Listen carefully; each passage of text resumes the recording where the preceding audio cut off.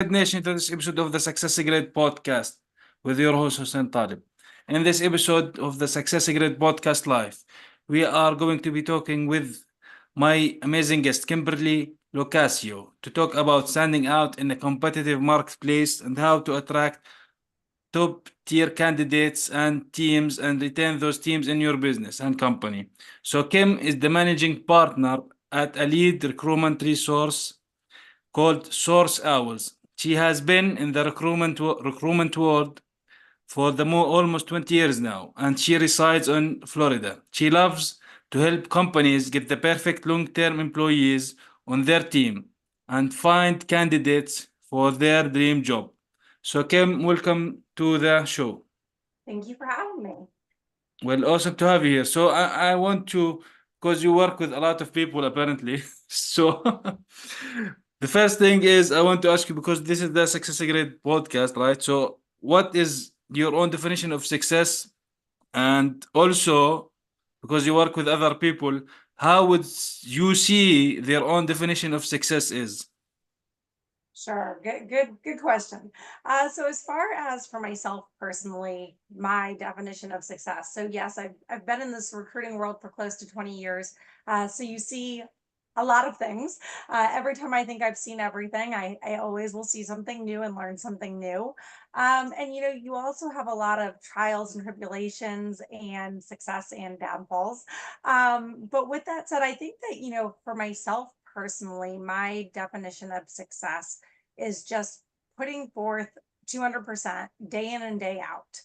And I think that at the end of the day, I really believe that when you're putting forward that effort, what we do is not earth shattering, it's not rocket science, but it's hard work. And I think you need to put in the effort every day. And myself, I feel like I'm being successful if I'm putting in that effort day in and day out. Through my career, I have had a lot of ups and downs, and I think any entrepreneur could say that. Anybody in business can say that. And as long as I was putting in that 110% daily, that success always came. Even though there were hard times, there were slow times. If I kept doing what I knew I needed to do, then that success would come. So I think just really putting in that effort and being present day in and day out.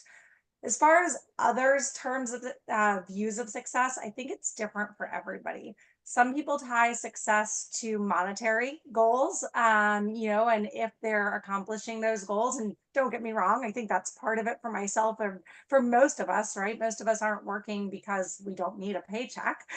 So, of course, that ties into it as well.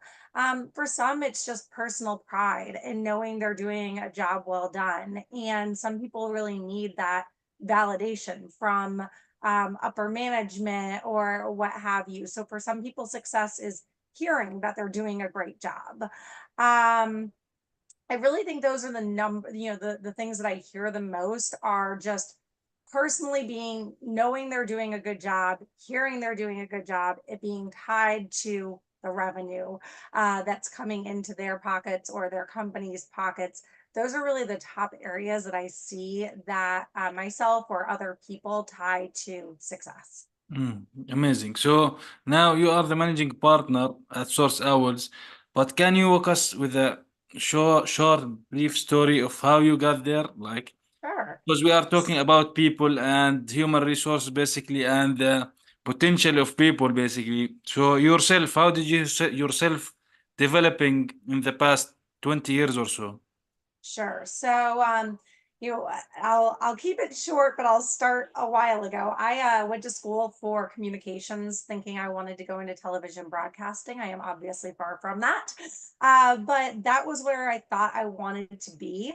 Went through a lot of work to be there, and filmed tapes to be sent out over the country.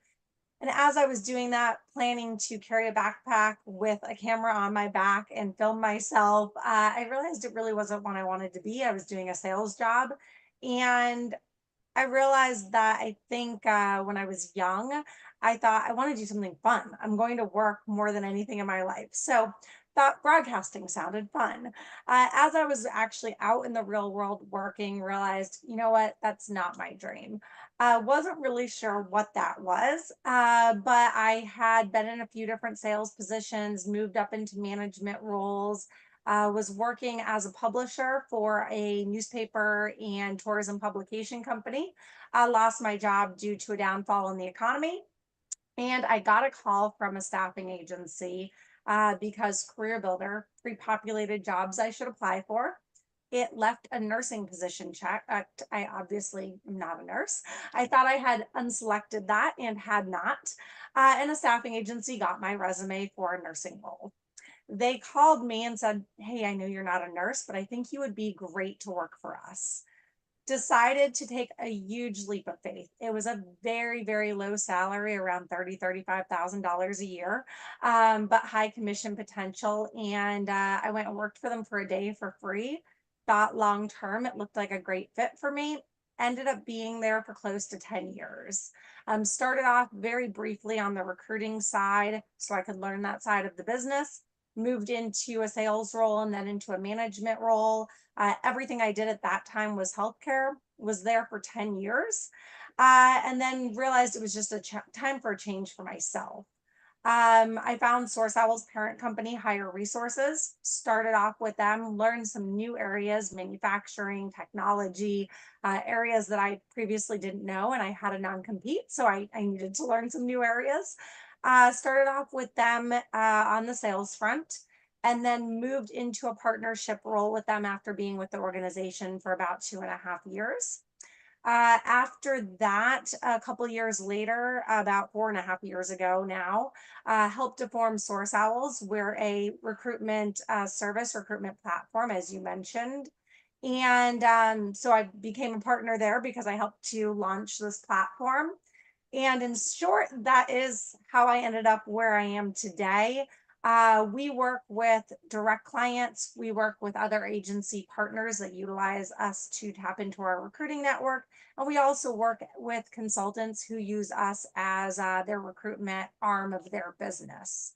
Mm. So it's been kind of a crazy ride to get here, but a great ride at the same time. Yeah, yeah, and especially like I don't know what happened to you with that check mark on the application job or the specialty. Like, is it a lucky coincidence or what exactly? Because- Exactly. I would have never seen myself in staffing and recruiting, never planned to be here. And, close to 20 years later, here I am. Yeah, so now you are into this path. What the let's say the most important thing for like any business or any entrepreneur when they are looking to expand, when they are looking to grow, what is the most important, first of all, maybe thing to look at or the thing in their head before they start looking for people actually? What's the big picture of the business to develop or to attract these people? So I think for any company that's looking to attract top talent, today's marketplace is so different than it was 5, 10 years ago. I think number one is transparency. People are looking for companies that are going to tell them the good, the bad. Everybody knows that no company is perfect. So I think being transparent, I also think thinking about what people are really looking for, treating them like adults, realizing now everyone's kind of had that work from home. Everyone's experienced that. Now, we all know there's some occupations that that's just not realistic. But for those that are, treating people like adults, realizing that they don't need to be handheld. A lot of people, yes, they want training, but they want a work life balance and they're going to work a lot harder if they're given that. So I think really, coming to realization with can you offer that? How much can you offer that? Can you offer hybrid? Making sure to appeal to people in that function because right now the companies that are really attracting top talent and keeping them are appealing to that work life balance, good benefits, growth opportunities, and they're going and able to offer those things to people, but also if they can't offer all of those, they're being transparent and they're saying, here's what I can offer, here's what I can't, here's why. And I think people appreciate that at the end of the day. And they want someplace also. A lot of people after COVID, not only did they have that work-life balance, but a lot of people lost jobs too. So now they're also looking for companies that aren't just going to offer them the most pay, but that can offer them a long-term opportunity. And they want to know how they fit into that big picture. They also want their voice to be able to be heard. They want an open door policy. They want to be able to bring their ideas. So I think something I talk about a lot too is someone that's not necessarily a culture fit, but they're a culture add and they can add to your organization, and you want to hear what they can add to the organization and not just fit in with who's already there. So I think if you can really incorporate those things into your overall company hiring strategy, it really helps in today's market to attract and retain that top talent. Yeah. So now, for example, from the perspective of the candidate, when they are looking at the company, now I think in general, the size of the business differs, right? So if it's a small business or starting out to looking for new people, is different from a company that has 100, 500, 1,000 more For sure. people, right? So in regards to what you are talking about here, openness and transparency and all of that, where does the employee exactly fit in that formula, especially like if we are talking about maybe bigger corporation, bigger businesses?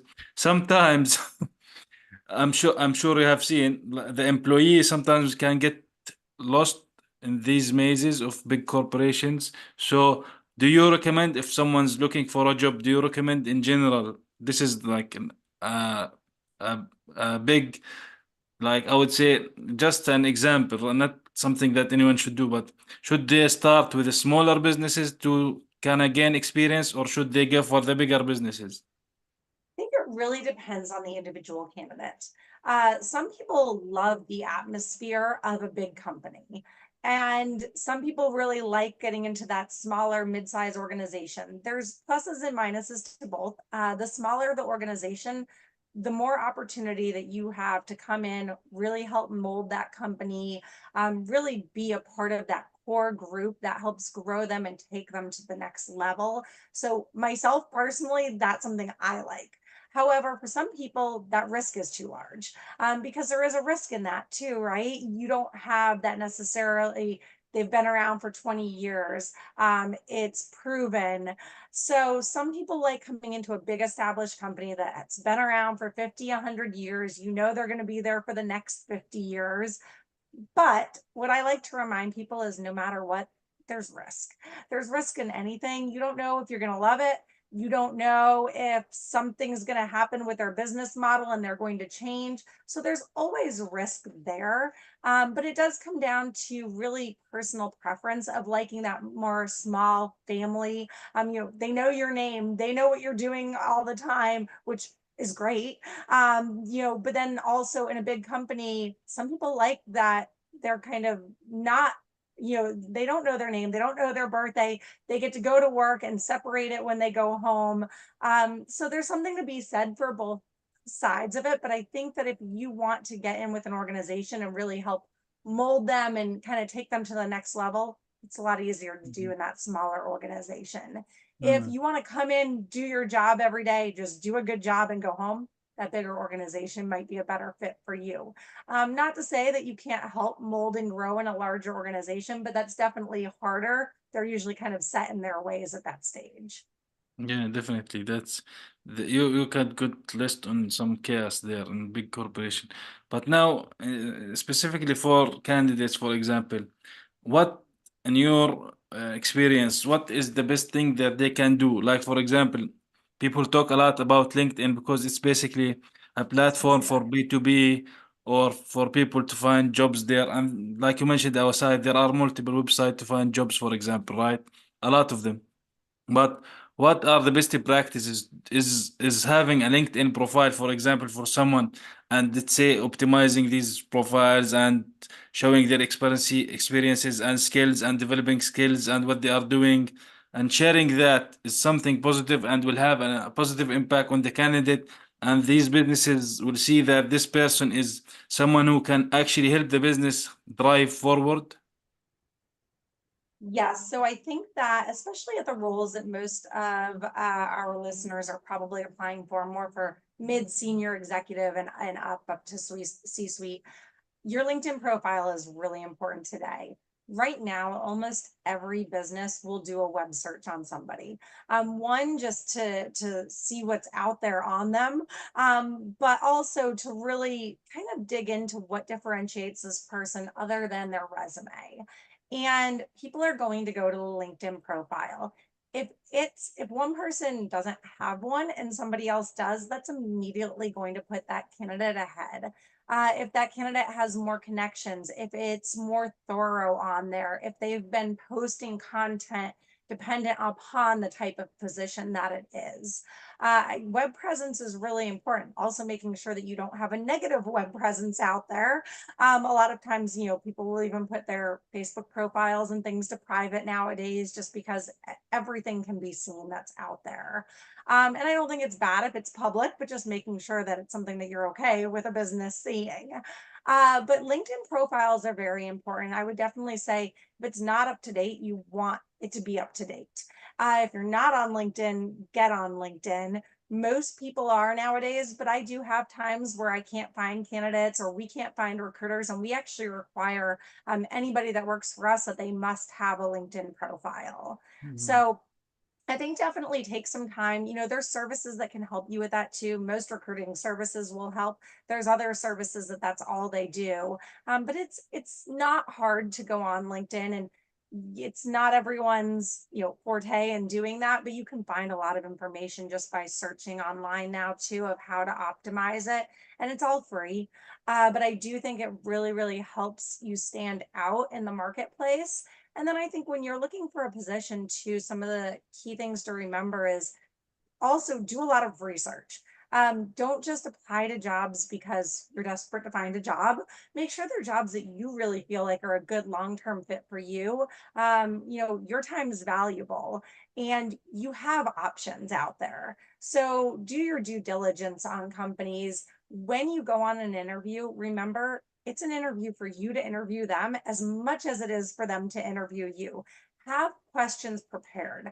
Not only does that help you ensure that you're accepting a position that is the right fit for you, but it's also going to differentiate you. If you go in there and you're well researched, you understand the company, you understand the marketplace, and you have questions about why it would be the right fit for you, why you should go work there.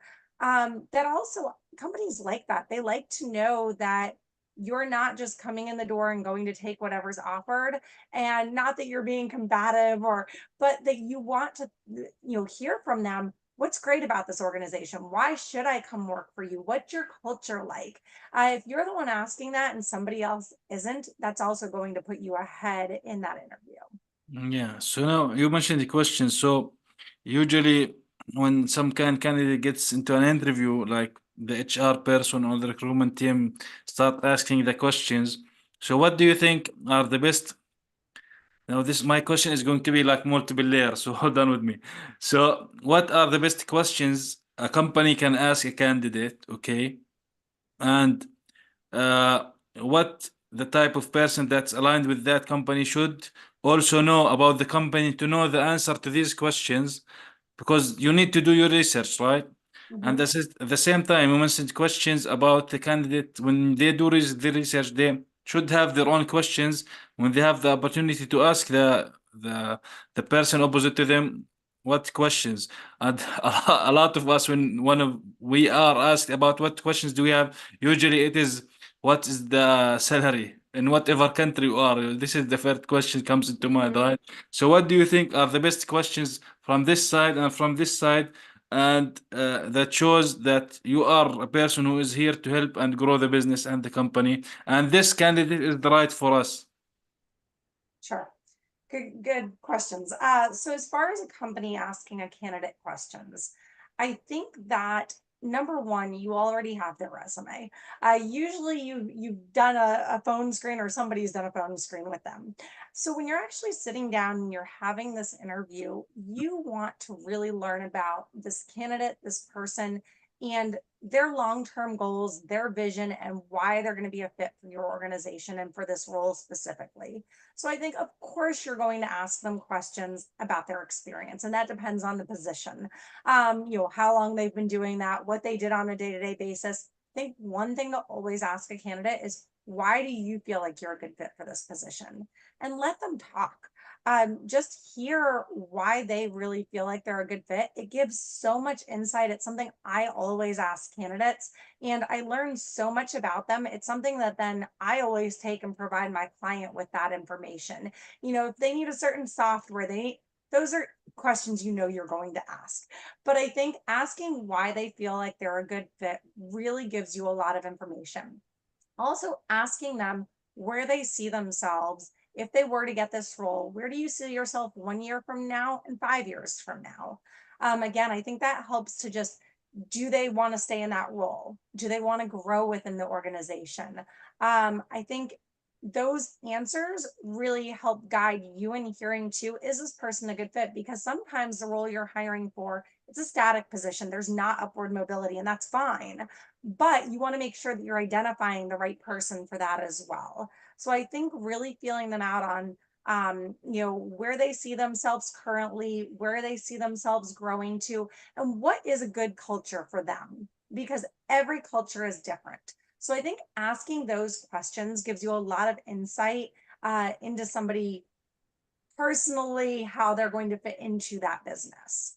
For candidates, I think you need to also ask those questions. What is your culture like? So it's kind of just flipping those questions. The salary question, yes, it's important. But hopefully, before you ever walk through this door, you had some idea as to what the salary range was. Please do not let that be your first question. Yes, money is important to all of us, but we all know that. So if that's the first thing that you lead with, that person perception is reality. They think all you care about is a paycheck. You don't care about the organization. You don't care about growing the organization. I'm sure that's not true, but that's how it's conveyed. So that question they should bring up as you're talking at the end of that interview if you don't already know that information. If they don't bring it up, I would say your last question is, I sent over my salary information. I believe I'm within the salary range. Can we talk a little bit more about that? And just let it flow. But I think really digging in on the company growth as well. So if I was to accept this position, tell me a little bit about what my day to day would look like. Tell me about what your goals would be for me over the next 3 to 6 months. What does success look like in my role? How would I know if I'm succeeding? Where would you like me to be in 5 years with this company? And asking questions like that. Also, I love to bring new ideas to the table. Do you have a policy and an open door where you'd be open to me doing those things? And really trying to learn about what your role would look like from a high level. So many people don't ask those questions, and I think they're really important as you find a career home. So I think if you're asking those things, number one, you're doing good for yourself. But number two, you're also making yourself really stand out. Yeah, definitely. Like you have to try to look at it from a different perspective of how can you actually see yourself, how they can see you as valuable for the business. Because like generally, from what I understand now, because the days of the paper CV are over, Exactly. everything is automated and on LinkedIn on whatever. So like I think I watched a video or read an article like maybe 90% of CVs that are applied or resumes that are applied to businesses, they are automatically automation is filtering them out. So you need to know what you do. So but if we go back a little bit in the beginning, if we talk about the resume itself, for example, to actually have the opportunity or the chance to be interviewed. So this is one of the Yes. most important things because I know that wherever you are in the world, if you're looking for a job, I applied to 100 business and no one called me. So so Mhm. how do we optimize that piece of the puzzle so people will have more chances of actually being seen? Yes, so I think that that is something that we hear too often from candidates. And it's hard, especially let's say you were employed somewhere for 20 years and something happened within the organization. You're not a professional interviewer, nor should you be, or a professional resume writer. But what you want to do is number one, make sure that you give as much information on your resume as possible without making it too lengthy. Keep it to a page, but with what your core responsibilities were. When you're applying to jobs, do not apply for something completely different. If you're a software developer, don't go and apply for a business development role. If you're a business development person, don't apply for a software developer. Stay within your wheelhouse. Sometimes, yes, I know we all want a little bit of a change, but that needs to be within the same way, the same line of business. So make sure that the experience on your resume correlates to that position that you're applying for. What that means is you may need to change your resume sometimes. Maybe you have a lot of different experiences. You did 3 different jobs at your last company. Well, you don't need to list them all for every job you apply to. If they do have a screening software, which most do now, AI is amazing. It's going to screen for that particular job. So you may need to change your resume up based upon the position that you're applying for. That means being completely honest, but just putting the right experience for that specific job. AI can help you with that as well. Use AI. A lot of people are afraid of it. Go to ChatGPT. It's amazing what it can do. You can put in there the job you're applying for, your resume, your experience, and it will help rewrite everything for you. And if you don't like exactly what it does, you can go ahead and tell it why. Doing things like that, it's not cheating, it's using technology to your advantage. And most people are doing it now. So you're shorting yourself if you're not doing those things. It will help you create questions for an interview, write that resume. So I think really making sure you know what you're applying for and then customizing that for each individual situation, that's really going to help you land that interview. Yeah. So speaking of AI, do you think AI is going to help massively business be more successful as it is helping them faster get through candidates who are better fit for the job and not waste?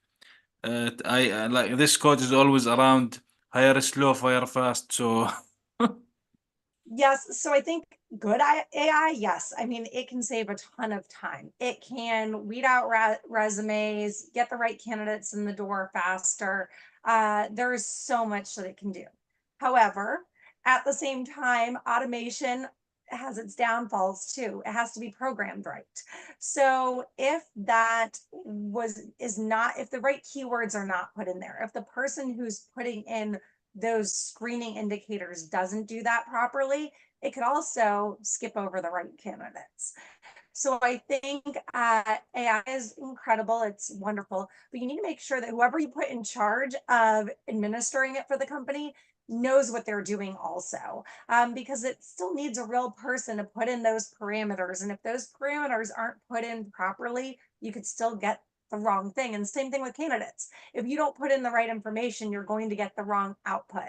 So I think with AI, a lot of people forget that there is still a human component to it, and we need to make sure that we're giving it the right information. yeah, definitely. Like you mentioned in a CV, if you have multiple experiences and you're applying to certain job, if that job does not apply to all of them, for example, you need to filter out because the resume is not about how many pages it is in Exactly. general. And if it's over one page, no one's going to look at it, honestly.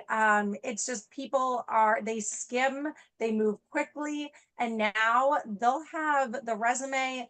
Usually there's 3 to 5 questions you have to fill out when you submit your resume. And if they're not answered how they want them to be, you're out. So when you answer those questions too, I think a lot of people think, I already have my resume here. I'm not wasting time answering these questions, and they don't spend any time on them. And that kicks you right out. I have resumes that I get all the time where people put NA in all the questions. I immediately decline that resume, because I have people that took the time to answer my questions. They're not lengthy. I have 3 questions for most. They take all together should take under 5 minutes to answer. So if you have questions there, make sure to take the time and think about what you're putting in there as well. If it's not a yes no answer, spend a few minutes coming up with a good answer. Again, getting that interview is half the battle. And those people who took the time are going to get it if you just skip over those things. Now, this is interesting what you mentioned. If there is additional questions in the application, and someone leaves it empty or blank, or like leaves an A or a Z or whatever it is, and not bothering to us to answer these questions, like nobody's going to contact them. Like they should know that. Like Right. They should, but it's a obviously, yeah. given. It's a given. Like I think now for me personally, I am for more example more action oriented. I don't care how someone accomplish a task, and I want it to accomplish as fast as soon as possible. But if you have three questions, for example, and you are just basically not answering the question, that tells you that this is person is not only lazy and is not going to work. They are not going to work their mind to to find solution for problems. And this is a big issue. Like in business, you have Exactly. to find solutions and resolution for people for the problems and the businesses and people. Yes. Yeah. Yes. And I So, think that sometimes people are just, they're looking for a job, they're applying to 50 jobs. They think just the more applications, the better.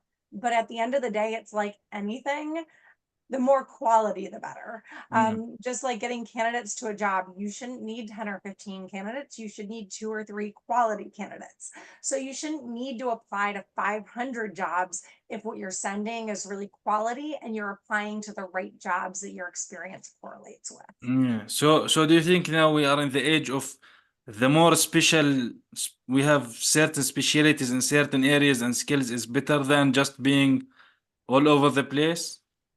Yes, definitely. I think that, in the past, years ago, people would say diversify, diversify, diversify.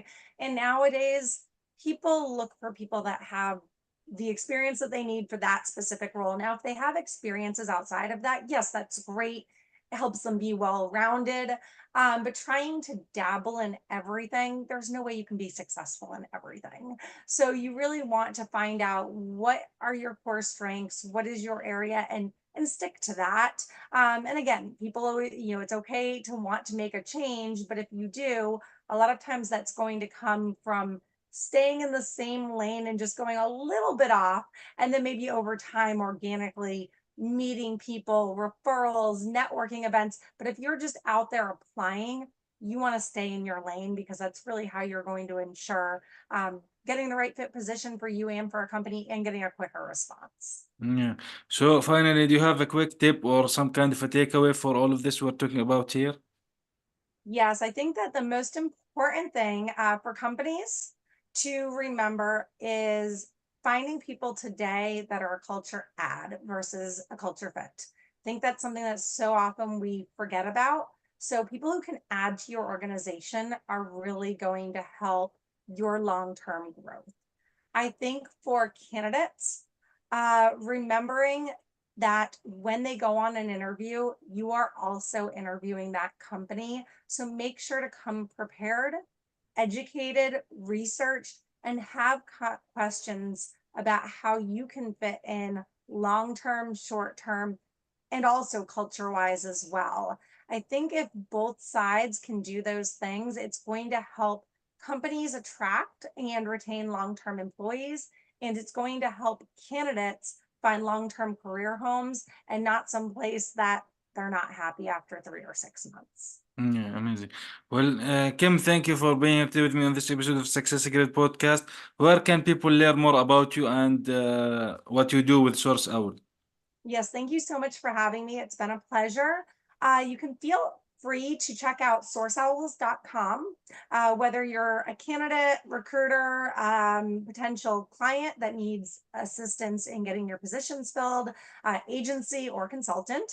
You also could reach me directly at kim.l, L is in Locasio, at sourceowls.com.